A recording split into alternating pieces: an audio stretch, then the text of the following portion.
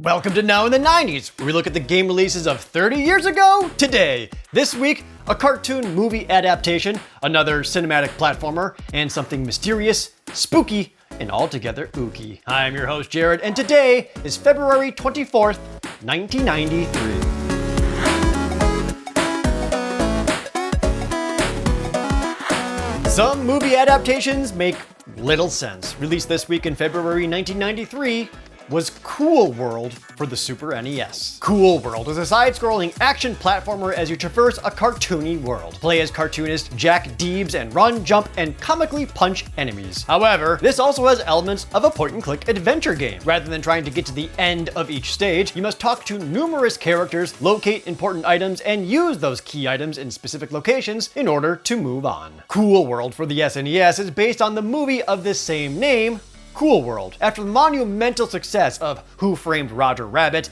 another studio tried to make their own adult animated movie. For some reason, this video game is based on that.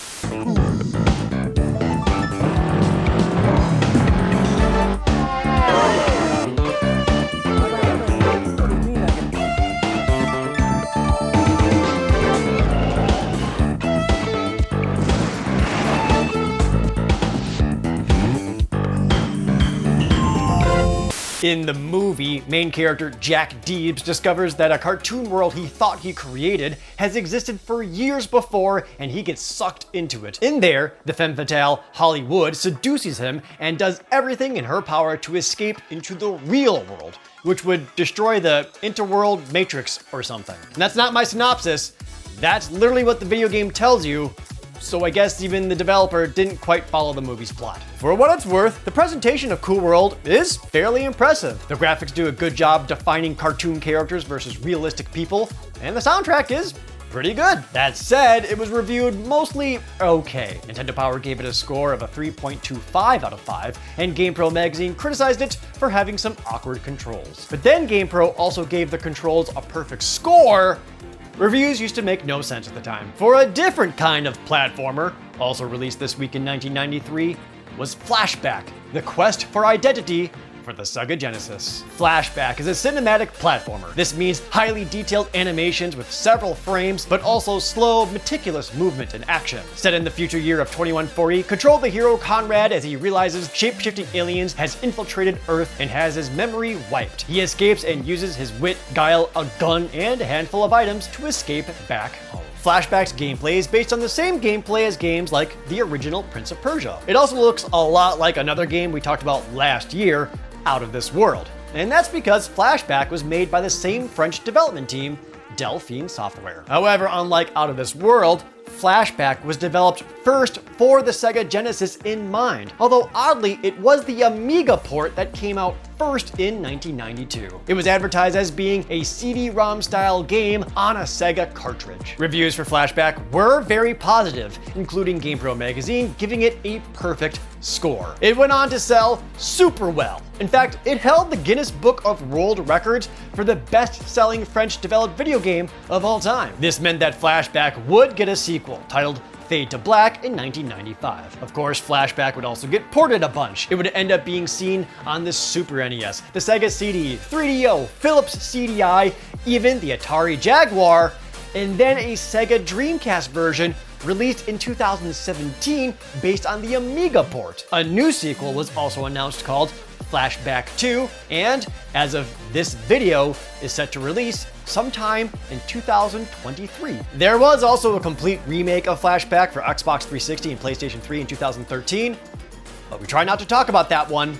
It was unplayably bad. How about one last adaptation for the week? Released this week in 1993 for the Super NES, was Puglsey's Scavenger Hunt. Puglsey's Scavenger Hunt is a side-scrolling platformer. In it, you play as Puglsey Addams from the Addams family, going through numerous wacky stages and trying to get to the end. His sister Wednesday Addams has hidden items all over the mansion, and he has to find them all. Unlike most platforming games, though, you can choose which of the first 4 levels you wish to do in any order. You may not realize it just by looking at it, but Puglsey's Scavenger Hunt is a direct sequel to the Addams Family video game released in 1992. That game was based on the 1991 Addams Family movie, whereas this Puglsey game is based on the Addams Family cartoon series from 1992. It's a shockingly good-looking game that follows the animated show's art style very well. It's surprising because this game was made in only 4 months. Developer James Higgins said that the only reason they made that time frame at all was that they built so much of the game off of the framework from the previous year's Addams Family game. And since they didn't need to worry about a Sega version, he could pull off some programming tricks that weren't possible on the Genesis. It was also made much more difficult in response to complaints that the previous game was too easy. There's slippery controls, very few extra lives, and no save system, and no passwords. Still, Nintendo Power reviewed it with an average score of a 3.5 out of 5, and GamePro really liked it. Puglsey's Scavenger Hunt would eventually get ported to the Game Boy, where it's essentially a stripped-down version of the SNES game. There would also be a Puglsey Scavenger Hunt for the NES, but that isn't based on the Super Nintendo game at all. It's basically a reskinned version of the first Addams Family SNES game, replacing Gomez with Puglsey. As for everything else, here's Editor Dylan.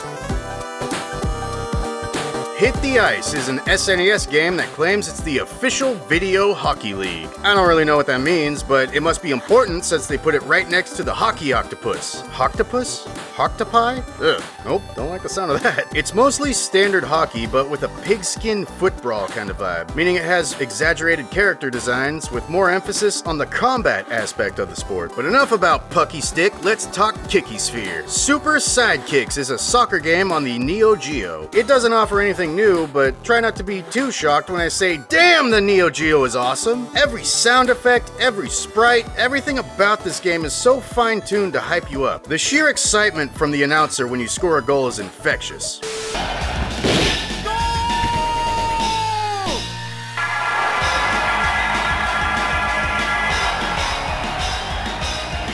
I love it. Every time we cover a Neo Geo game, I think, why didn't I ever get one? Oh, right. I don't know how I keep forgetting about that. Well, just because I can't afford a Neo Geo doesn't mean I can't play those games on another console. Case in point, Fatal Fury on the Genesis. Something that sets it apart from typical fighting games is the ability to jump into the foreground and background. So it's a 2D fighter with 2 different depths? What do I call that? It's not 4D. And 2.5D is just 3D restricted to a 2D plane. So is there a word for this? Nope. Fatal Fury is a one-on-one, 2-plane, 2D fighting game that is superior in every way on the Neo Geo. We'll cover the series more when the sequel drops on the correct console in a couple weeks, which gives me more time to talk about Super Battleship. It's much more in-depth than the board game, with the ability to move your ships around, forcing you to plan your tactics further than blind firing until you hit something. But if you still prefer that classic game of sploosh kaboom, which I do, then it offers that as well. Question: what time is it right now? That's right, it's time for another movie licensed platformer. And if you said it's party time, then that is also correct. But it's far from excellent. Because Wayne's World unfortunately released on the Genesis, and just look at it. Do I really need to say anything else?